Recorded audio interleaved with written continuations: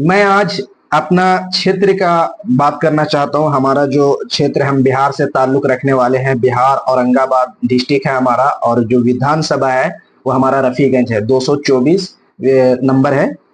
वहां से हमारे विधायक माननीय निहालुद्दीन साहब हैं। मैं पहले आपको एक क्लिप दिखाता हूँ।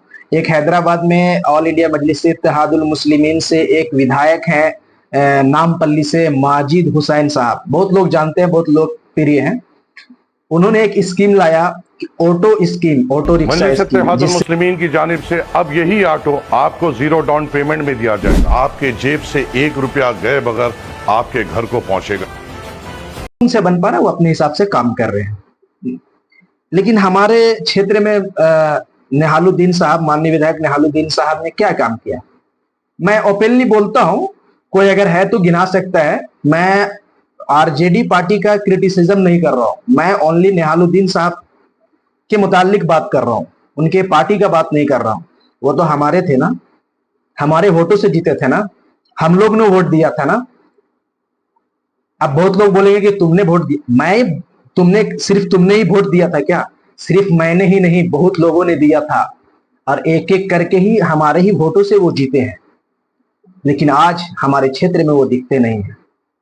जब हमारे रफीगंज में दो समुदाय में झगड़ा हुआ, दो लोगों में, दो धर्म के लोगों में झगड़ा हुआ, हिंदू और मुस्लिम में किसी वजह से, तो एक साहब हैं, उन्होंने ग्रुप में मतलब टाइपिंग कर रहे हैं कि मैं निहालुद्दीन साहब से कंटिन्यू कांटेक्ट में हूं।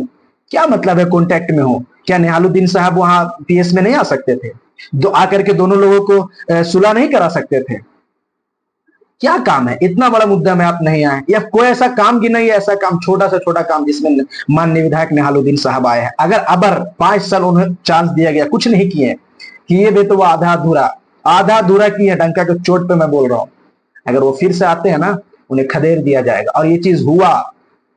वोट चोर गद्दी छोड़ यात्रा में जब राहुल गांधी और तेजस्वी यादव जब रफीगंज से जा रहे थे, तो उस टाइम निहालुद्दीन साहब को देखा गया और लोगों ने घेर लिया। क्या वो सही था, क्या वो गलत था? मैं उस चीज का जजमेंट नहीं दे रहा हूं, मैं उस चीज की बात नहीं कर रहा हूं। लेकिन उन्होंने काम नहीं किया, किसी के लिए काम नहीं किया, कोई समुदाय के लिए काम नहीं किया। हिंदू हो, मुस्लिम हो, सिख हो, ईसाई हो, किसी के लिए भी काम नहीं किया। वो पहली बात तो रफीगंज क्षेत्र में दिखे ही नहीं। या तो सिर्फ पटना में बैठे रहे, या अपने घर में, जहां बेलागंज घर है वहां